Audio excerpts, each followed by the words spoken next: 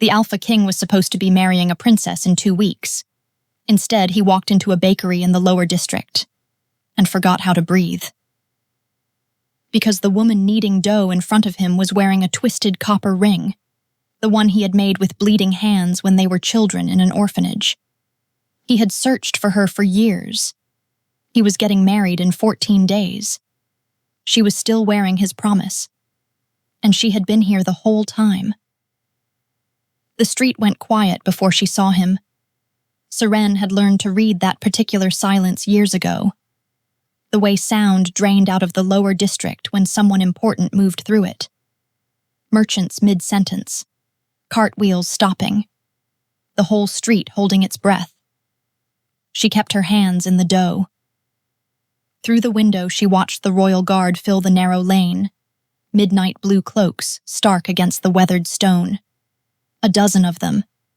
Then the crowd parted, and he came through it, and her stomach dropped. She knew his face. Everyone knew his face. It had been on proclamations for 3 years, stamped onto coins, painted onto banners that had gone up all over the capital last week announcing his wedding date. She had walked past those banners every morning on her way to open the bakery. She had not let herself look at them for long. What she had not accounted for was this. Him, in the flesh, at her door. He was devastating. Taller than she had imagined, broader through the shoulders, carrying himself with the kind of quiet authority that did not need to announce itself.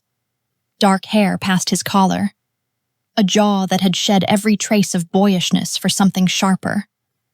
He looked like someone who had learned to be still, the way predators learn to be still, not from peace, but from patience. His eyes were the same, storm gray, fixed on her hands, on the dough, on the ring. She watched his hand curl at his side, then stop. She made a decision in the space between one breath and the next. Not again. She straightened, wiped her hands on her apron, looked up at him with the same expression she used for difficult customers and overdue invoices. "Your Majesty," she kept her voice level. "I do not suppose this is about bread." Something moved across his face, not quite what she expected. Seren. Just that. Her name in his voice, after 15 years, like he had been keeping it somewhere and it had finally escaped. She felt it land. She turned back to the dough. "I am in the middle of the morning batch." Her hands moved, deliberate. "If you are commissioning something, you will need to speak with me properly. I do not do rushed orders for anyone." A beat of silence. One of the guards shifted in the doorway. Caleb looked at the guard. Just looked. The man retreated so fast he nearly took the doorframe with him. The others followed without being told. The door swung shut. They were alone. "You kept it," he said. Quiet. Looking at her right hand. She did not follow his gaze to the copper ring. She already knew it was there. She had known every day for 15 years. "Old habit," she said. He took a breath. Like that cost him something. Then, "I need a baker for the wedding preparations. The palace kitchens are well staffed, but I want someone I trust. The commission would cover your costs here for a year, maybe more." "There are master bakers in the upper district," she said. "I know. With credentials, references." "I know that too." Seren looked up then, looked at him properly for the first time. This man who had been a boy, who had given her his only blanket when the dormitory was cold. The man who was marrying someone else in 14 days. "1 week," she said. "I will help with the preparations. Then I go home." He nodded. Something in his expression that she turned away from before she could name it. 1 week, he agreed. She turned back to the dough. 1 week. 14 days until his wedding. 15 years since she had last seen his face and known she was allowed to look at it. He was 10 years old when he made it. The copper wire came from the maintenance shed. He had gone there intending to make a snare for rabbits. The orphanage meals were thin, had always been thin, and he was always hungry. But he stood there in the dark shed with the wire in his hands and thought about what Saren had been doing for 3 months. And he put the snare idea away. She had been feeding him. Bread folded into cloth and left in his shoe. Apples slipped onto his plate. An extra portion appearing beside him when she thought he was not looking. And every time she smiled and said she was not hungry, her stomach was already growling loud enough for him to hear it from across the room. She was 8 years old, and she weighed nothing. He had found her behind the kitchens 2 days ago with a split lip. She said she had fallen. She had not fallen. The older boys had been at her again, called her little mouse, shoved her in the corridors, taken whatever small things she managed to keep. They had noticed that she gave her food away. They knew she would not fight back. That night he sat up by candlelight with the copper wire and his bleeding fingers, and made something that was not quite a ring and was not quite anything else, but was the only thing he had that could carry the weight of what he needed to say. It took 3 hours. His hands cramped. The metal cut him twice more before he was done. When morning came, he found her in the courtyard, crouched in the corner where the wild violets pushed up through the cracked stone, the only color in that gray, cheerless place. She looked up when she heard him coming.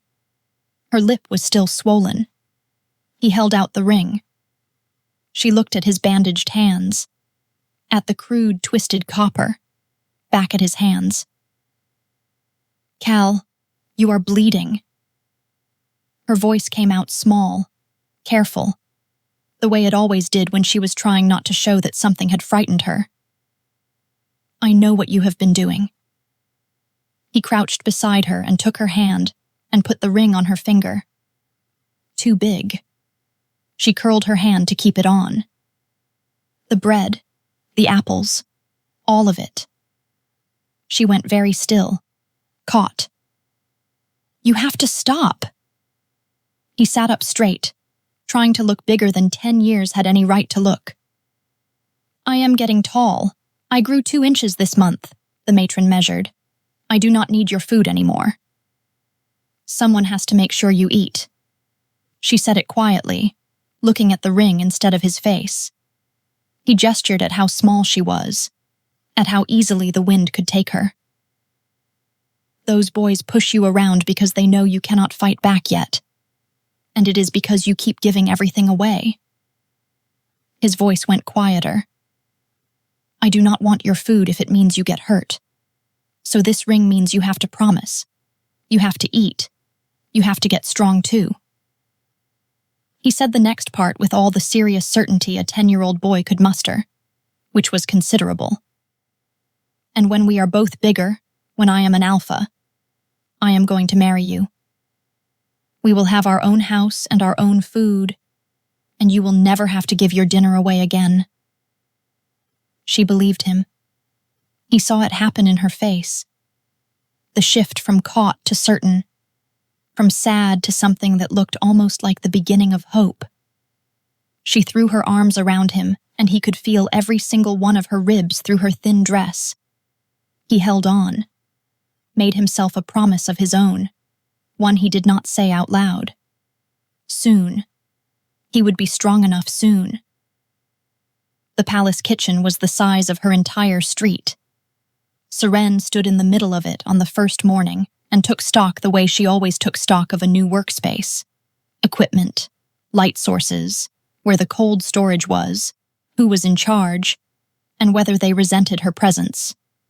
The head cook was a woman named Meredith with steel gray hair and the expression of someone who had survived 3 royal administrations by outlasting everyone who underestimated her. She looked at Seren the way you looked at something that had wandered in from outside. "His Majesty wants blackberry tarts," Meredith said. "Among other things, quite specific requests." Blackberry tarts. Seren kept her face neutral. She had made them exactly once, 15 years ago, stealing ingredients from the orphanage kitchen at considerable personal risk. He had eaten the whole thing in 3 bites, with his eyes closed, like a man tasting something he had been dreaming about. "I can do that," she said. She worked. That was the thing about baking. It did not care what was happening in the rest of your life. Measure, mix, knead. The rhythm of it steadied her. She had made herself good at this deliberately, turning the one skill she had developed in an orphanage kitchen into something that kept her alive, then into something she was proud of. He appeared in the kitchen doorway at 10 that evening.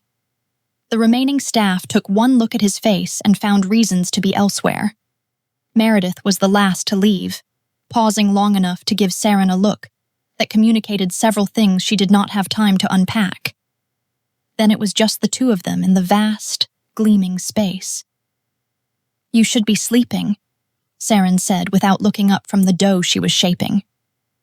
Council meeting ran long. He crossed the kitchen and stopped on the opposite side of her workbench, keeping the distance. "What are you making?" "Practicing the tarts."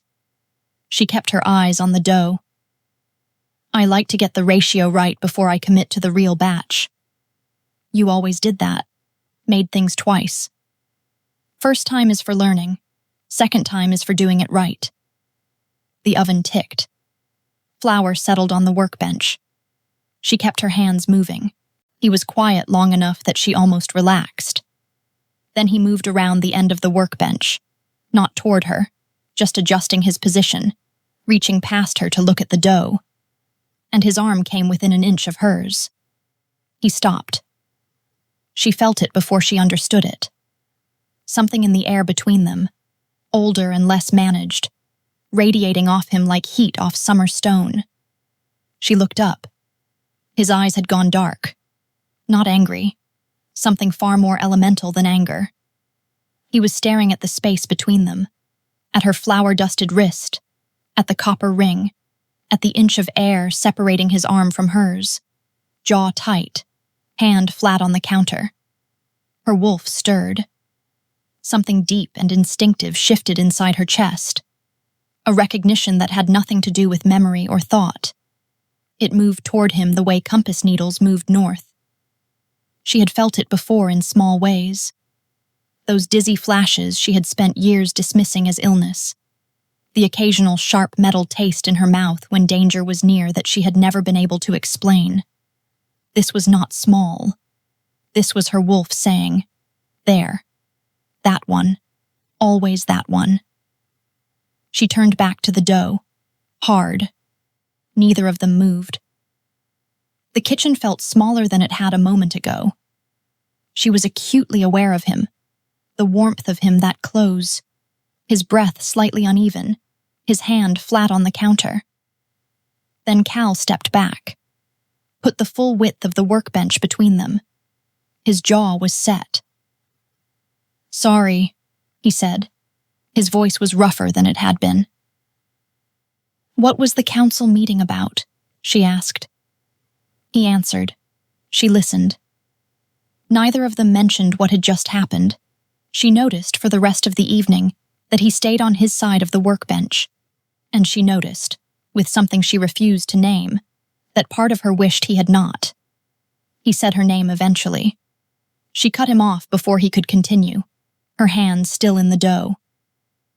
"Whatever you are about to say, don't. I am here to do a job. Let me do it." He was quiet for long enough that she thought he might actually listen. "I looked for you," he said. "When I was old enough to have any freedom of movement, I went back to the orphanage. The matron told me you had been adopted, taken north, that you were living a good life with a good family." Saren's hands stilled in the dough. She lied. "I did not know that then. I was 16 and I had no reason to question it. I thought you were all right. I told myself that was enough." She said nothing. "Later, my advisor showed me letters, said you had married a merchant's son, said you were happy, and that me trying to make contact would only complicate your life. I believed him, I should not have believed him, but I did. The kitchen was very quiet. We were children, Seren said finally. Her hands moved again, slow. You were taken somewhere better. That was always the point. That was not the point. She said his real name, the one she had not said in 15 years. It slipped out before she could stop it, and she watched something happen in his face when it landed. Cal. She set down the dough. It was 15 years ago. You are getting married in 2 weeks. I am here to make your wedding tarts. Let me do that. He stood there for another moment. Then he nodded once and left.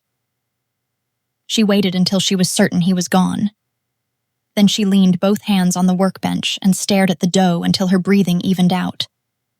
She met the king's fiancé on the 3rd day, in the palace gardens.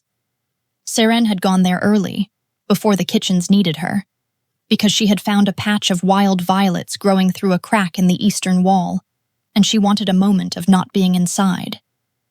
She was crouching to look at them when she heard footsteps, and stood to find a tall woman watching her with open, uncomplicated curiosity. Maren was exactly what Seren had expected, and nothing like what she had imagined. Honey-colored hair, brown eyes, warm and sharp at the same time. The kind of effortless grace that came from being told your whole life that you mattered. And no hostility, none at all.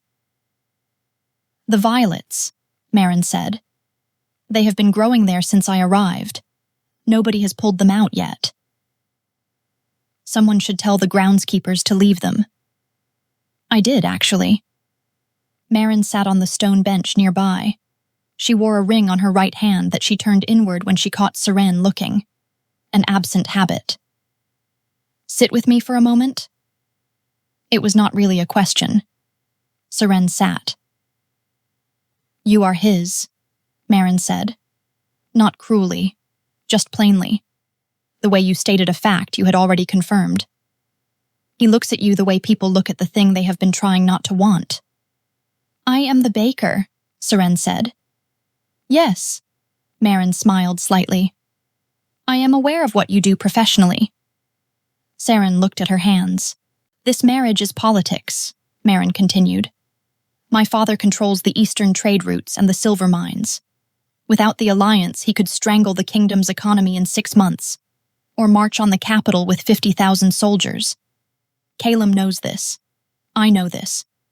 We both signed the contract understanding exactly what it was. A breeze moved through the garden, catching at the violets. What I did not know until I arrived here, Maren continued, was that he had been carrying someone around inside him for 15 years without knowing where she was. He made a choice, Seren said. He has obligations. He does. Maren was quiet for a moment. I am not here to tell you to fight for him. I think I just wanted to see you for myself. She stood, smoothing her skirts. For what it is worth. I do not love him. I expect I will be fond of him eventually. He is clearly not a bad man. She looked at Seren directly. But I have also been in love with someone my father will never accept, so I know what it looks like on a person. And he looks like that. Her wife will be glad when she comes home, Maren added, almost to herself. And then she left. Seren stayed sitting with the violets for a long time. By the 4th day, she could feel the palace watching her. Not hostile, curious. Staff paused near kitchen doorways a beat too long. Nobles who had no reason to pass through the lower corridors found reasons to. Everyone waiting to see what the king's mysterious baker actually was. She carried her crate of morning supplies and kept her expression useful and unremarkable, and let them look. She was nearly to the kitchen when a lord fell into step beside her. Young, well-dressed, with the easy confidence of someone accustomed to being found charming.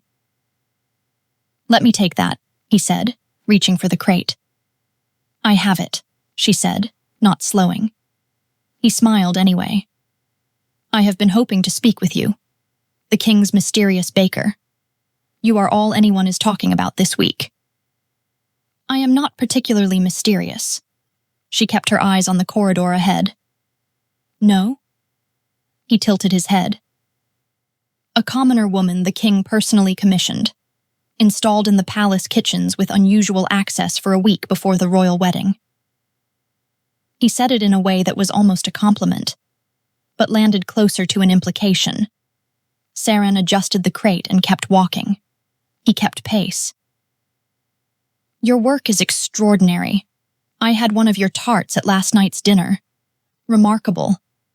I wonder if you might consider—" He stopped speaking.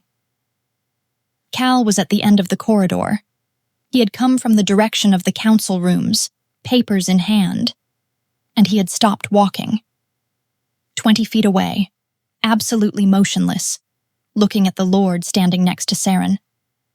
No anger on his face. That was the problem. There was no anger, just patience. The complete, unhurried patience of someone who had noted a situation and was deciding what to do about it with all the time in the world. The Lord's smile collapsed. "Your Majesty," he said, voice dropping. "I know," Cal said, pleasantly. The Lord left, quickly.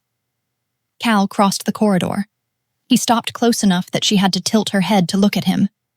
She could feel the warmth of him, smell cedar and leather and clean skin, and something her wolf recognized before she could stop it from recognizing things. He did not touch her. He did not say anything. He just stood there, close enough that his breath stirred the loose hair at her temple, and looked at her face with an expression she had no adequate name for. Something that said, "Mine to protect," if she would let him. She felt it everywhere. Then he nodded once, stepped back, and walked away. She stood in the corridor for a moment after he left, crate still in her hands.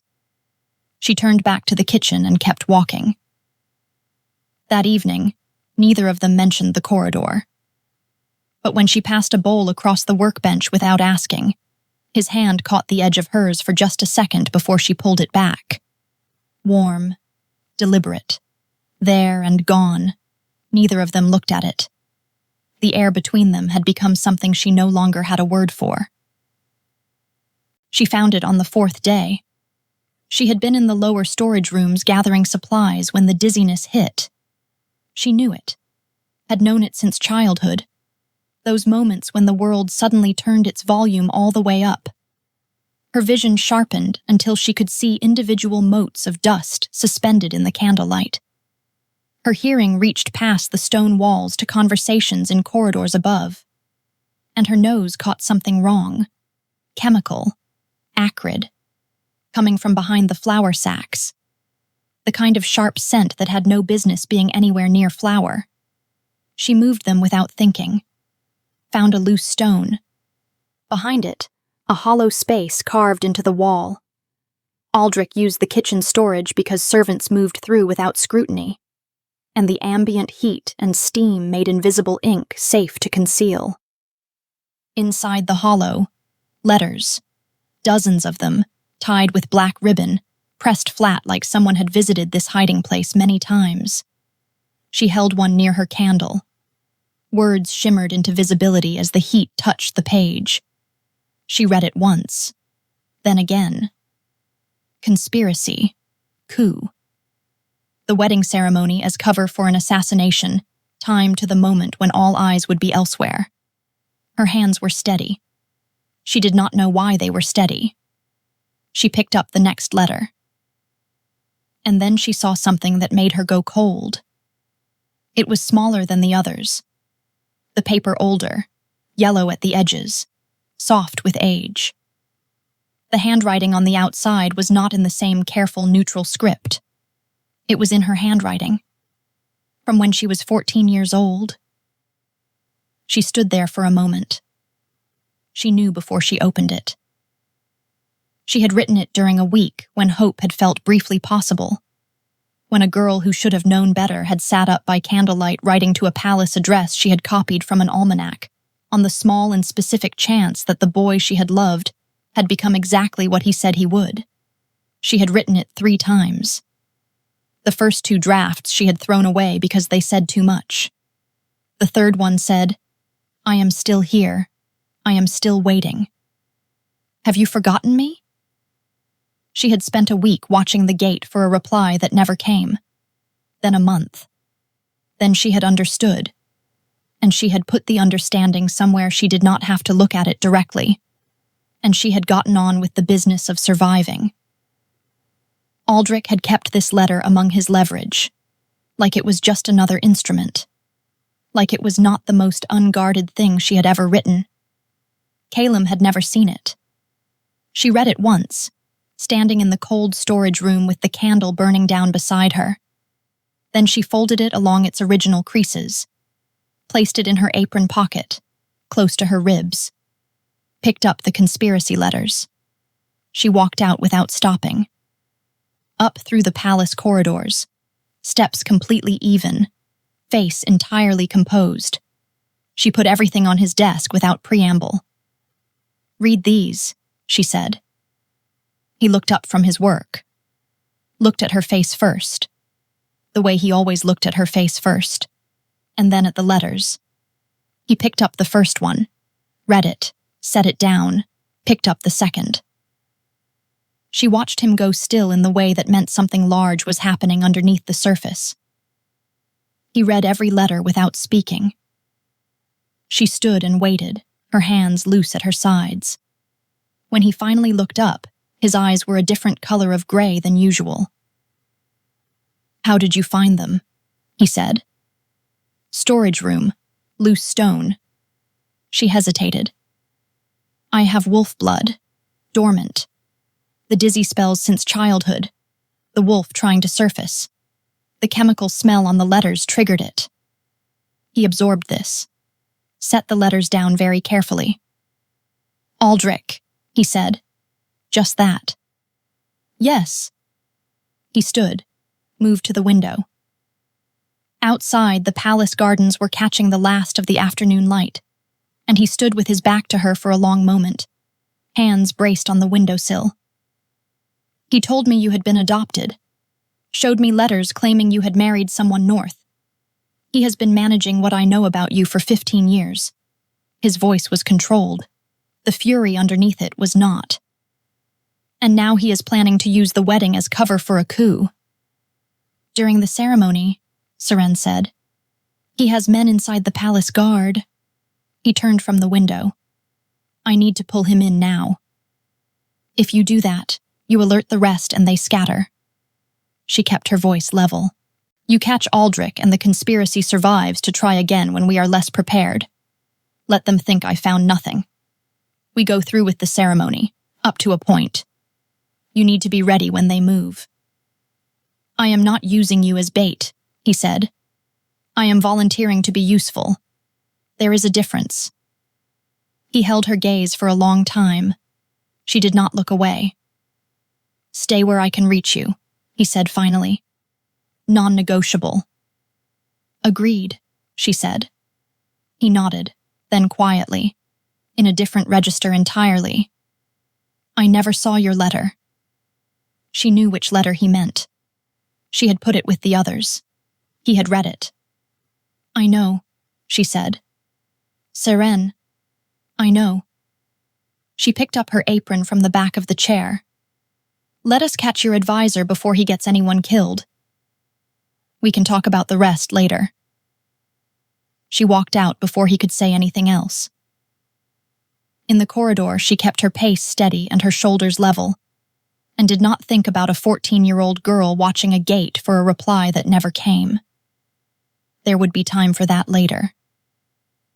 It happened fast, when it happened. The ceremony had barely begun, the throne room full of nobles and guards, and the particular weight of political theater, when Aldrich made his move. He stepped forward with the confidence of someone who had spent 15 years controlling what a king was allowed to know. "This marriage cannot proceed," he said. his voice carrying across the throne room. The king has compromised himself. His attachment to a common woman has made him unfit. Aldrich. One word. Cal's voice. Quiet. Absolute. You are finished, Cal said. I know what you have been planning. I know everything. He looked at the guards flanking his advisor. Arrest him. They did not move. Aldrich's men, placed there across 3 years of careful arrangement. Seize the king, Aldrich said. They advanced. Saren moved before she thought about it. The wolf blood surged up through her. Heat and instinct and a clarity that cut through everything else. Not a full transformation. Just enough. Her nails lengthened. Her speed doubled. She intercepted the guard at Cal's left side, got inside his reach before he completed the swing, swept his legs. His head hit the marble. She was already moving to the next one. Cal was fighting 3 men at once, each movement precise and absolutely brutal. She caught a 4th from the side, deflected a 5th. The throne room had become chaos. Shouting, the ring of steel, nobles scattering toward the walls. Then the blade caught her. From her right, a guard coming from behind the dais where she had not tracked him. She turned too late and took the edge across her ribs, not deep enough to be fatal, deep enough that her legs stopped cooperating. She went down on one knee. The marble was cold through her dress. She put one hand out to catch herself and thought, with great clarity, I need to get back up. I just need a moment. She heard Cal make a sound. It had no name. It was not a word. It came from somewhere below language, below the 15 years of discipline that had made him controlled and formidable. It came from the part of him that had sat up by candlelight, making a ring with bleeding fingers, and promised to be strong enough. That part had no interest in control. The guard who had cut her was reaching for his sword. He did not get to it. Cal crossed the distance between them in a way that should not have been possible. He caught the guard's sword arm and ended that conversation permanently. Then he was on his knees on the marble beside her, his hand pressing against her side with deliberate pressure, despite the fact that nothing else about him was deliberate at all. His hands were shaking. The Alpha King's hands were shaking against her side. She looked at his face. Every carefully managed layer was gone. No king, no calculation. Just him, stripped back to the essential thing. His wolf right at the surface. She could feel it, vast and certain and completely focused on her. Her own wolf answered, not with aggression, a settling, like a key turning in a lock that had been waiting for it, every restless instinct going suddenly, completely still, because he was right here, on his knees on the marble with his hands shaking and his eyes stripped of every pretense. Breathe, she said. Her voice came out steadier than she had any right to expect. He pressed his forehead to hers. His breath came out rough and uneven against her face. She felt it in her chest. Her hand found his wrist. Just held it. 1 second. Then he stood. The 3 remaining conspirators dropped their weapons. All 3. Without being asked. Without a word. They looked at his face and made the only sensible decision available to them. That was when Marin walked in. Not running. Walking. 12 guards at her back in Eastern colors, her father's livery, and the expression of someone who had made a decision she was entirely at peace with. My father's forces are at the Eastern Gate, Marin said. Conversational. 50,000 soldiers. I called them 3 days ago, when someone left copies of certain letters under my door. She looked at Seren when she said it. My father is willing to consider an alternative arrangement to the marriage, Marin continued. A trade agreement. Mutual defense clauses. All the economic benefit of the alliance, without the ceremony. She looked at Cal. He has not signed yet. He wants to hear from you directly, publicly. A glance at the assembled nobles. In front of witnesses. The room understood. If Cal requested the alternative arrangement, he was choosing it publicly with no guarantee the answer was yes. If Marin's father refused, the alliance collapsed, and 50,000 Eastern soldiers were no longer friendly. Cal, her voice was low, meant only for him. He looked at her. If he says no, you lose everything. She held his gaze. Do not do it for me. He was quiet for a moment. I am not, he said. He stood, turned to face the room. Every noble, every witness, every person who had ever decided what an orphan boy was allowed to want. I am requesting the alternative arrangement, he said, because a king who governs through fear of one man's army is not governing. He is being held. I should have said so 2 years ago. I did not. That failure is mine. He did not look at Saren when he said the next part. He said it to the room. And because she has been wearing my ring for 15 years. She was 8 years old when I put it on her finger, and I was 10 when I promised her forever. And I have been in love with her every single day since. I am finished pretending otherwise in front of anyone. The throne room was completely silent. Aldrich, bleeding from a cut above his eye, said, You have destroyed everything over a baker. Seren looked at him. She had flour on her hands from that morning that she had not entirely washed off. There was blood on her dress from the guard's blade. She was standing in a throne room she had no natural right to be standing in, bleeding and upright and entirely herself. I am the woman he has loved since he was 10 years old, she said. Her voice was quiet and absolutely clear. If that is all I am to you, then your problem was never me. She turned away from him before he could respond. Get him out of my sight, Cal said. They dragged Aldrich away. Nobody moved for a long moment. Then Marin produced a sealed document from inside her sleeve. He signed last night, she said, a slight smile at the corner of her mouth. I wanted to see what you would do if you thought he had not. The throne room cleared slowly. Aldrich's conspirators were separated from the loyal guard. The wounded were helped out. Nobles drifted into the corridors to process what they had witnessed, which would become the story they told for the rest of their lives. Marin paused beside Saren on her way out. Your side, she said. Not deep, Saren said. Still. Marin looked at her with that direct, warm steadiness. I hope you know what you are doing. I do not, Saren said honestly. Neither do I, most of the time. She touched Saren's uninjured arm briefly. My wife will be glad I am coming home. She left without looking back. Then it was just the two of them in the blood-stained throne room. Cal came to her immediately. His hands found the wound at her ribs, assessed it with focus. She breathed carefully while he worked. Moving too much cost something. His hands were warm through the fabric of her dress, pressing carefully around the edges of the cut. It is not serious, she said. I know. He did not look up. I am looking anyway. She let him, watched his face while he worked.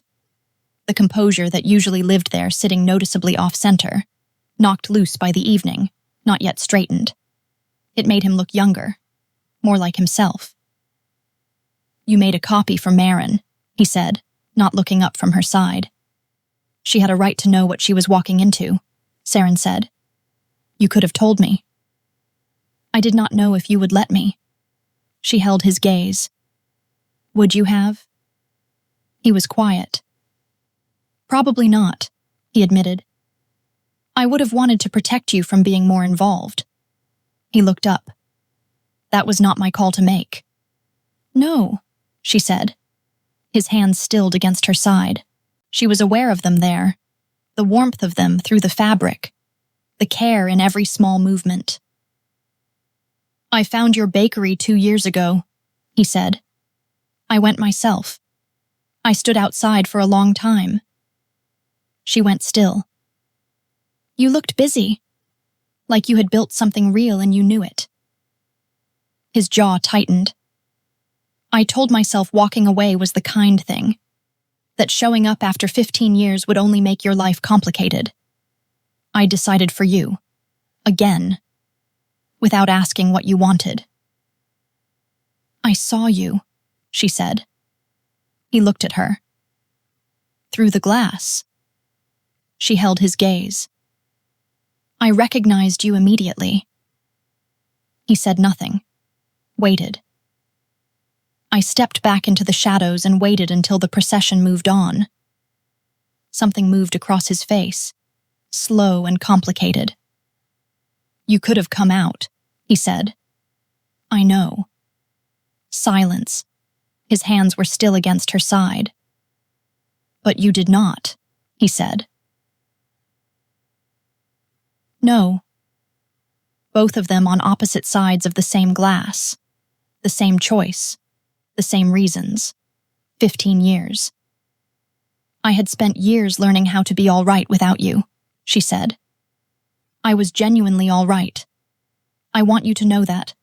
I built something real and I was proud of it. And I was not sitting in the dark waiting to be found." "I know." His voice was quiet. "I could see that." "Good." She let out a slow breath.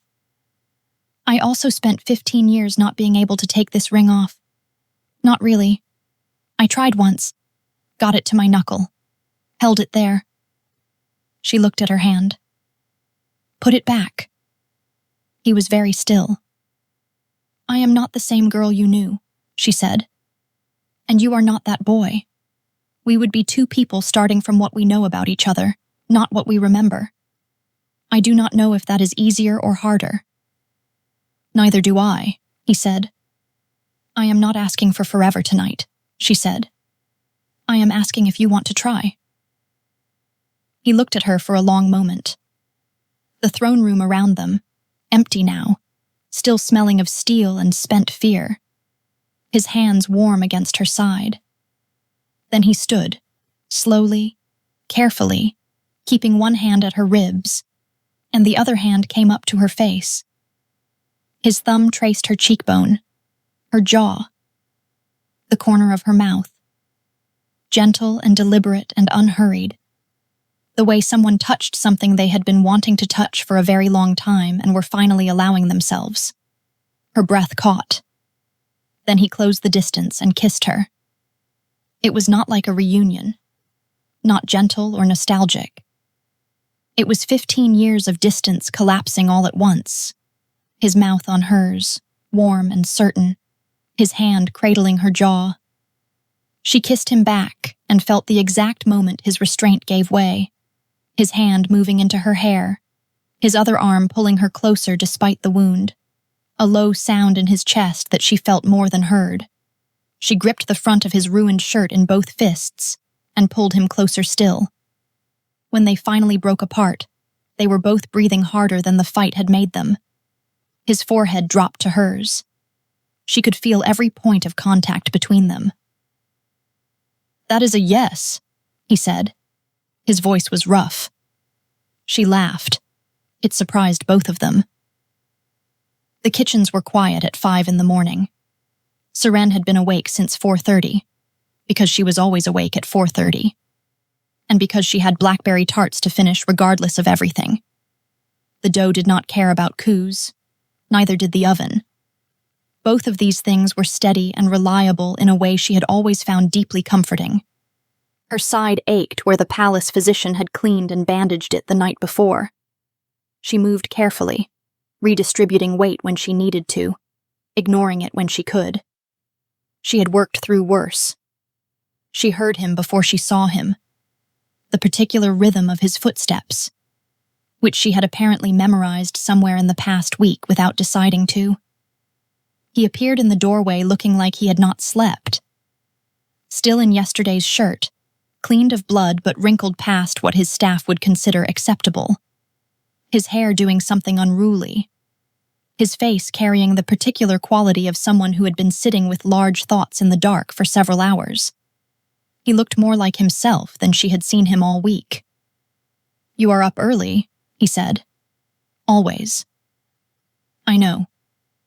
He came in and sat on the counter the way he had as a boy in the orphanage kitchen, legs dangling, watching her work. 5? 4:30, she said. "I remember. You used to steal the bread before the cook got in." "Borrow," she said.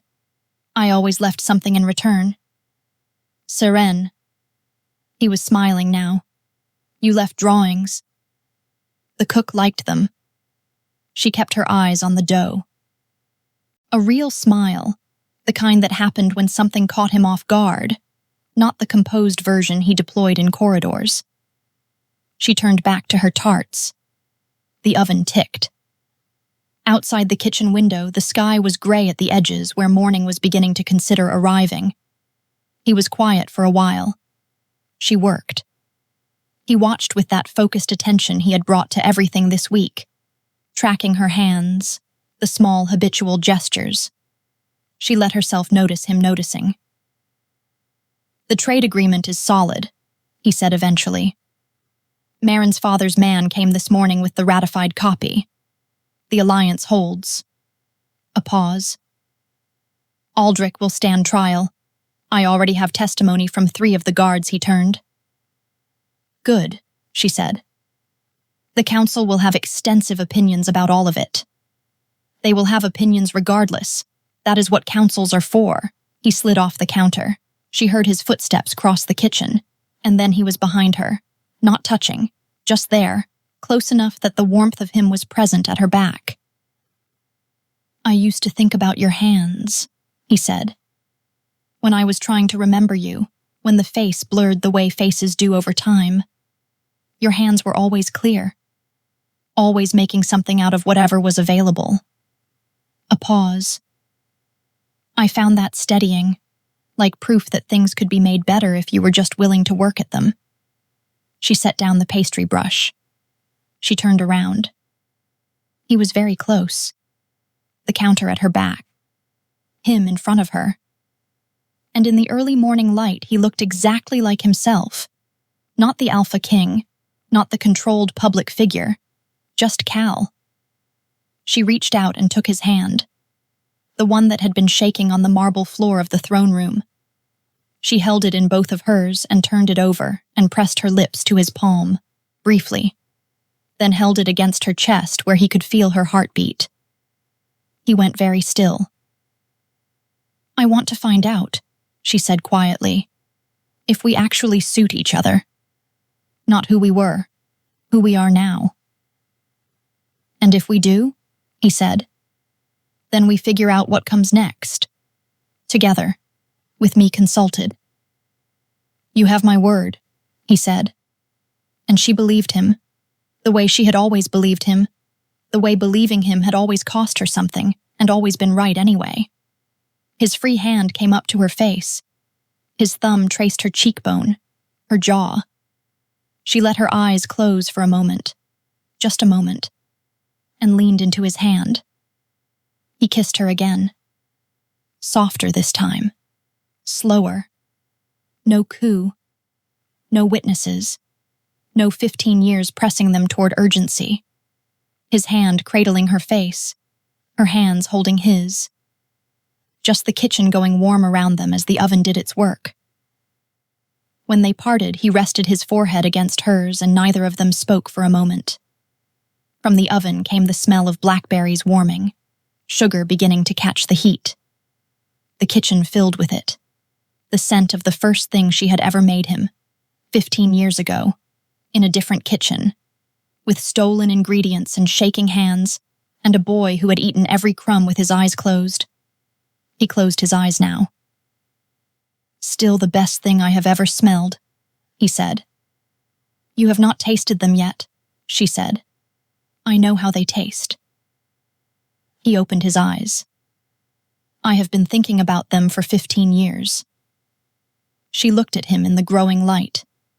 This man who had been a boy who made rings from copper wire with bleeding hands and stood outside her bakery 2 years ago and walked away because he thought that was the kind thing to do. This man who had just stood in front of a throne room full of witnesses and said her name out loud without justification or apology. She reached up and straightened the collar of his wrinkled shirt. A small thing, entirely domestic. He watched her do it with the expression he wore when he was making a memory he intended to keep. The oven ticked, light at the window going from gray to pale gold. His hand found hers where it rested against his chest, covered it, the copper ring warm between their joined hands. She stayed where she was. The tarts could wait, the end. Thank you for listening.